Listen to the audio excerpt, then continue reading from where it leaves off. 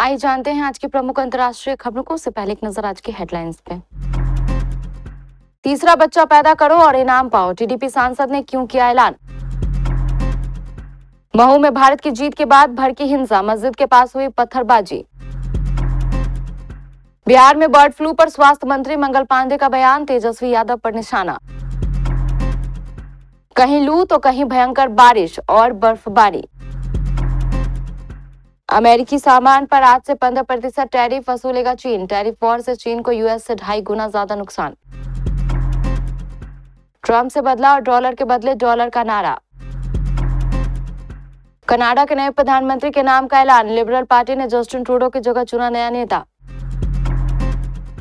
आज त्रिवेणी, टॉबिन और inbox wine समेत ये शेयर कराएंगे फायदा, दिख रहे तेजी के संकेत। लापता लेडीज को 10 अवार्ड, कार्तिक बने बेस्ट एक्टर। और भारत चमक रहा है और दुनिया देख रही है। जय हिंद। टीम इंडिया की जीत पर नीता अंबानी ने सबको दी बधाई।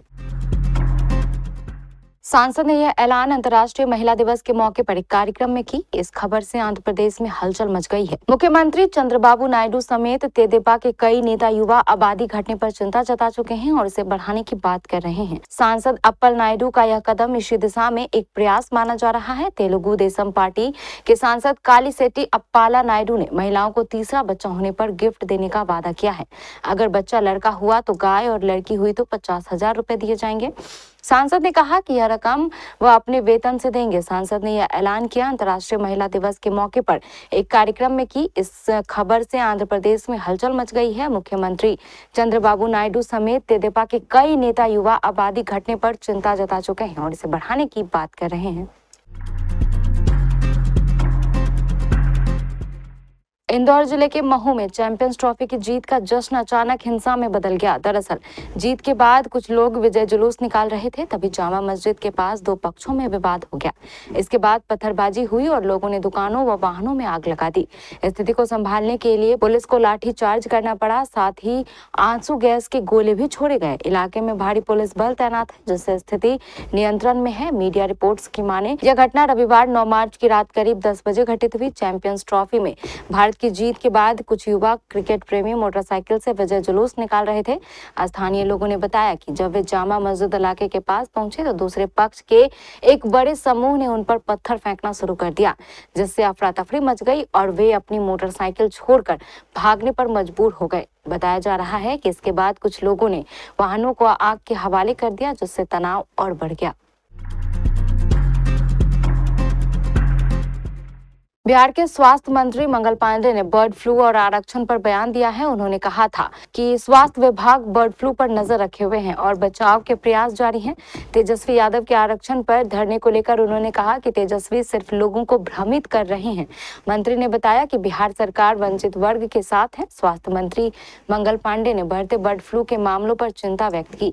उन्होंने आश्वासन दिया कि स्वास्थ्य विभाग स्थिति पर लगातार निगरानी रख रहा है। अन्य विभागों के साथ मिलकर बचाव के उपाय किए जा रहे हैं। जनता को जागरूक करने के लिए बड़े पैमाने पर अभियान चलाया जा रहा है ताकि लोग बर्ड फ्लू की चपेट में आने से बच सकें। तेजस्वी प्रसाद यादव द्वारा आरक्षण के दायरे को बढ़ाने की मांग पर धरना देने के बारे में मंत्री पांडे ने तीखी प्रतिक्रिया दी। उन्होंने कहा कि तेजस्वी के पास कोई काम नहीं बचा है लोगों को भ्रमाने के सिवा। उन्होंने तेजस्वी पर बेफिजूल के बयान देने के आरोप लगाए।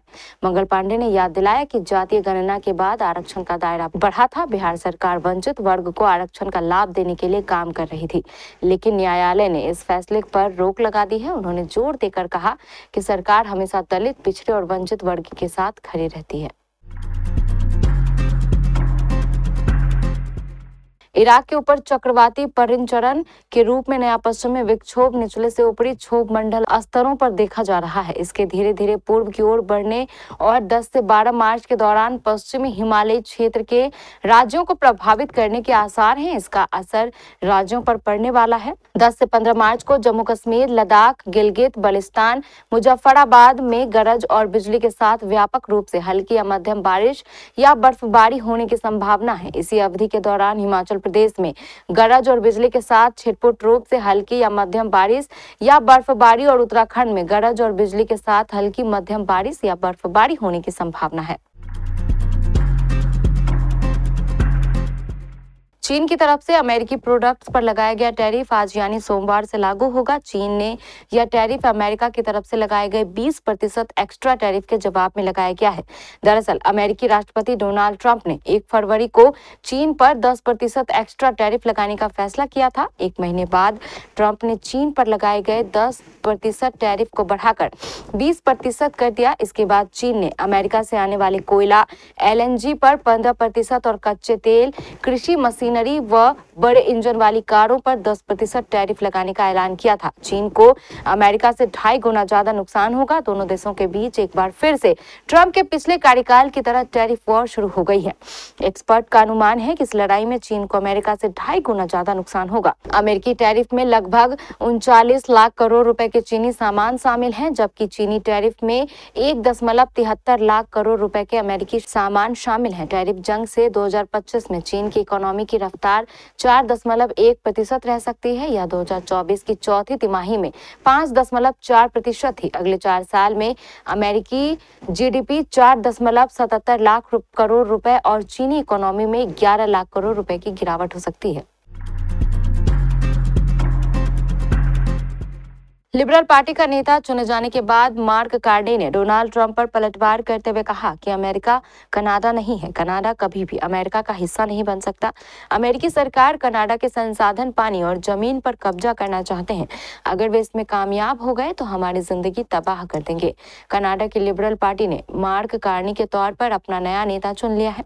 वह जस्टिन ट्रूडो की जगह प्रधानमंत्री बनेंगे। बैंक ऑफ कनाडा और बैंक ऑफ इंग्लैंड के गवर्नर रह चुके कार्नी को ऐसे समय में लिबरल पार्टी ने अपने नेता चुना है जो अमेरिकी राष्ट्रपति डोनाल्ड ट्रंप के टैरिफ वॉर से कनाडा जूझ रहा है। मार्क कार्नी को डोनाल्ड ट्रंप का विरोधी माना जाता है। प्रधानमंत्री की रेस में क्रिस्टिया फ्रीलैंड जैसे प्रमुख दावेदार को पछाड़कर कार्नी के जीतने की वजह ट्रंप विरोधी माना जा रहा है। लिबरल पार्टी का नेता चुने जाने के बाद मार्क कार्नी ने डोनाल्ड ट्रंप पर पलटवार करते हुए कहा कि अमेरिका कनाडा नहीं है।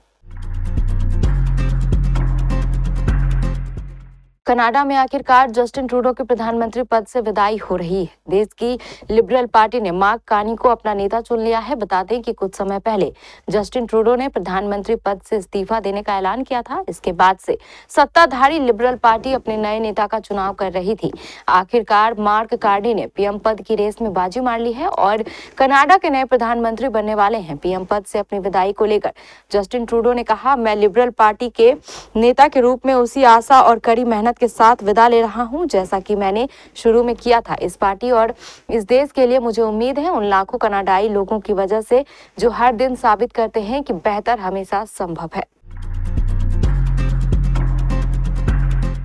भारतीय शेयर बाजार में शुक्रवार को कारोबार सपाट रहा। बाजार के सभी सूचकांक मिले जुले में बंद हुए। कारोबार के अंत में सेंसेक्स 7.51 अंक की मामूली गिरावट के साथ 74,332 और निफ्टी 7.80 अंक की तेजी के साथ 22,552 पर था। लार्ज कैप के साथ मिड कैप और स्मॉल कैप में भी मिला जुला कारोबार हुआ। निफ्टी मिड कैप 100 इंडेक्स 157.50 अंक की गिरावट के साथ 49,190 और निफ्टी स्मॉल कैप 103.95 अंक की तेजी के साथ 15,504 पर बंद हुआ। यह दिखाता है कि मिड कैप शेयरों में बिकवाली हुई है जबकि स्मॉल कैप शेयरों में खरीदारी हुई है।